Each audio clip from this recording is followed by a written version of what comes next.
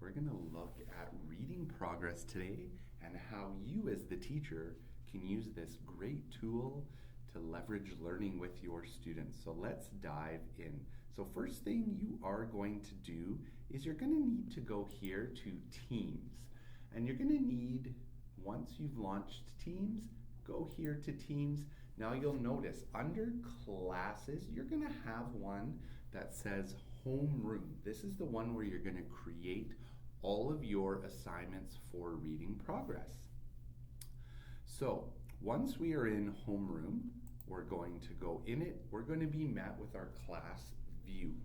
We're going to come here to the left side and we're going to click on assignments. This is going to allow us to start to create a reading progress assignment for our students. We're going to go down here to the big purple button that says create, and we're going to go to new assignment. It's going to load my assignment environment. So a couple things. We want to give it a title. We're going to talk a little bit later about instructions. We also have some due date, and then we have the ability here to just make sure if we have any students added later on, we're going to select this current future students. We might choose to do individual students. We might choose to do a group of students that we want to assign a reading passage to based on our reading groups that we have in our class. Now we also have something called Reflect Check-In, and this is going to allow students to reflect on learning. So I would just toggle it on.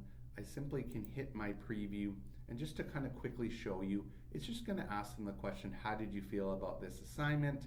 There's not customization yet. So that way you can know how they felt about doing this particular activity. So I'm going to come down here to Learning Accelerators, and very first one, Reading Progress.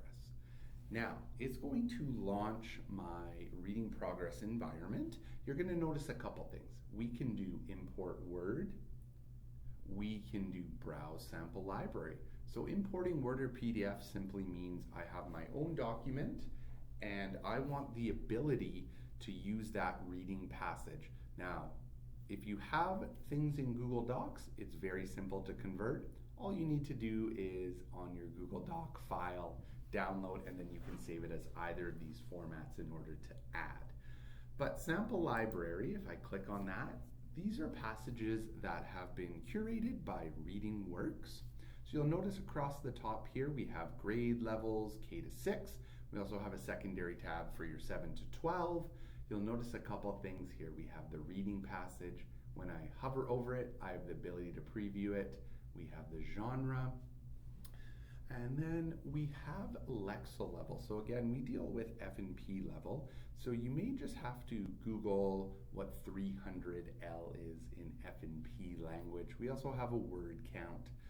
So I'm going to go here to grade 5. And I'm going to go and look at my passage, and ooh, I see one here, Westward Expansion, the Erie Canal. Now that one might go with social studies, and I could do some cross-curricular.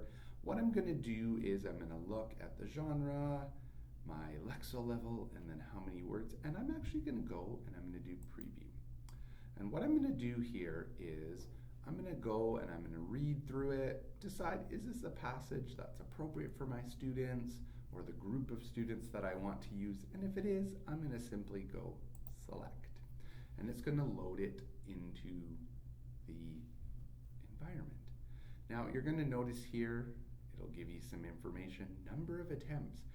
So we may want to click on this little box, and we may only want to give them one attempt at reading it. That way we're able to collect data and see how they are reading. So I can click right there, and one time limit, I could leave that off.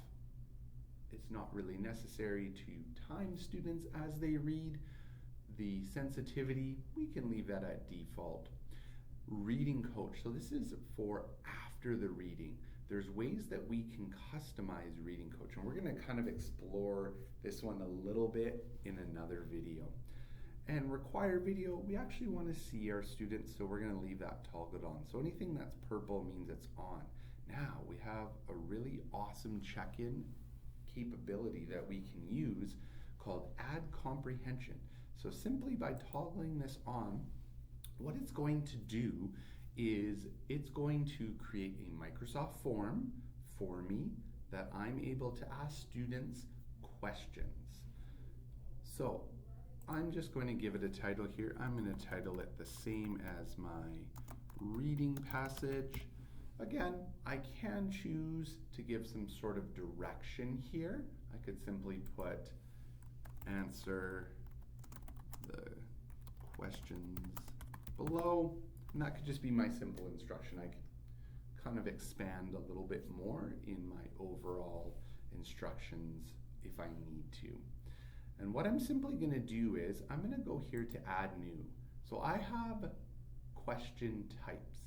So either choice or text based types, but also I can toggle over here to question suggestion. And if I have a question bank that I have used before, it's going to populate here.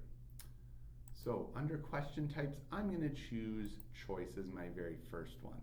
Now, we can read through the passage, come up with our own questions. However, we can use the power of AI to help us. So what I'm going to simply do here is I'm going to go and I'm going to copy my passage. And what I'm going to do is I'm going to go back to my browser and I am going to launch Microsoft Copilot. So by going to copilot.microsoft.com, it's going to make you sign in with your ECSD. Notice how I'm signed in right here. It's preferred because all of your data is protected. So what I'm simply going to do here under the choose conversation style, I can be more precise, balanced. I would stay in the balanced or precise, especially because we're dealing with a reading passage. And I'm going to say, make me 2 multiple choice questions about this passage. And I'm going to go Control V and I'm going to paste it in, and I'm simply going to hit submit, and it's going to come up with some questions for me. And voila, you're going to notice my questions are here. What I simply can do is I can go highlight my question, Control C, and what I can do is I can go back to my Microsoft team, Control V on my question box,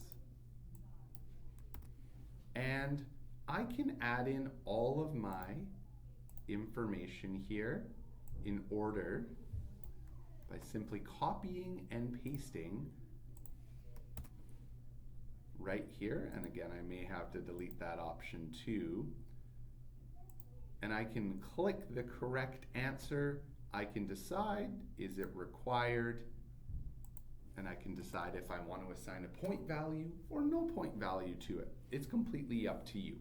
Now, once you've done all of your questions, how many you want to ask your students, again, you copy and paste this in. You can ask it to do the short answer, the text-based, and then you could give some sort of feedback for your answer as well, which is really awesome. When I'm happy with all of that, I'm simply going to go here to next. It's going to load it in to my environment. My assignment is pretty much ready for students. You're going to notice it attaches here. You still need to give it a title. I would just give it the passage title again. That way it's very easy for them to find, and when you're referencing it, again, enter some form of instructions if you choose. It could simply be read the passage, open it up, and go through. I might also want to decide that I'm going to go and add some other types of files. So I might decide to go here to my device, and I'm just going to upload a single point rubric for grade 5 here. that students can engage with in order to demonstrate learning, and you as the teacher can go in and think about that as well. So again, one important thing, it says students can't edit. You need to make sure students edit their own copy, okay? So that's really important that you do that. Now, if I'm happy with all of my assignment, I simply just click assign, okay? And notice, as a teacher, I'm gonna see all of my information here in order to engage with this assignment. So next up, we're just gonna dive in and show you the after assignment view of what this all looks like. All right, let's jump back in. So this is the after assignment view. Now you'll notice a little bit of a different passage. However, here is how it all works. So this is the data you as the teacher are going to see. So you're gonna see things like accuracy, expression, comprehension. Those are your main tabs. You're gonna see their accuracy rate, and notice how things are color coded. So things like insertions, omissions, mispronunciations, all of that is really awesome because as I go through the reading passage, I can see where they need some extra practice. And again, I can also see something called practice words, and that's reading coach. So reading coach, again, is coaching students to become better readers. I have my video, I can watch and see how they're speaking, things around their fluency as well, and expression. What I can do is, as a teacher, students get a report back when you return the assignment. So what I can do is, by simply clicking edit, I can do a full report, so that means I'm not going to customize anything. Or what I like to do, and make sure you actually toggle for all assignments to be returned, including future assignments, I can click custom, and I can decide here what I actually want to show my students about their reading, and I can hit save. So I can toggle things on and off as well.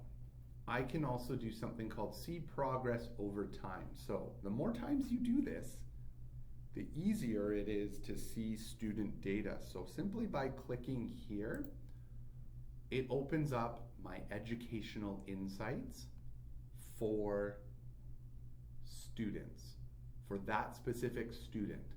And again, I know that based on all of the things, this type of data is going to change. But notice, I can create challenge assignments for words that Nicole found difficult. I can look at my whole class, I can look at individual student, average words a minute, my accuracy rate. There's even phonics things. I can select phonics rules and sounds and create a challenge assignment for my students to practice all of these awesome skills. I can also go again in my expression and look, where did they pause, question, where was it rushed? And again, my comprehension. So it's going to bring up the actual form. It's going to bring up how Nicole did that. Again, this is going to auto grade as a multiple choice, but I need to review all of my short answer. And again, I simply can enter my feedback.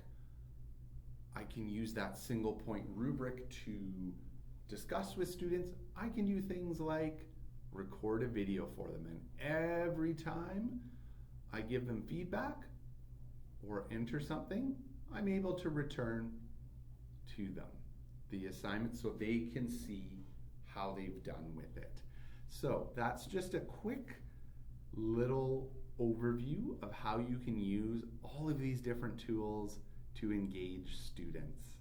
Thanks for watching.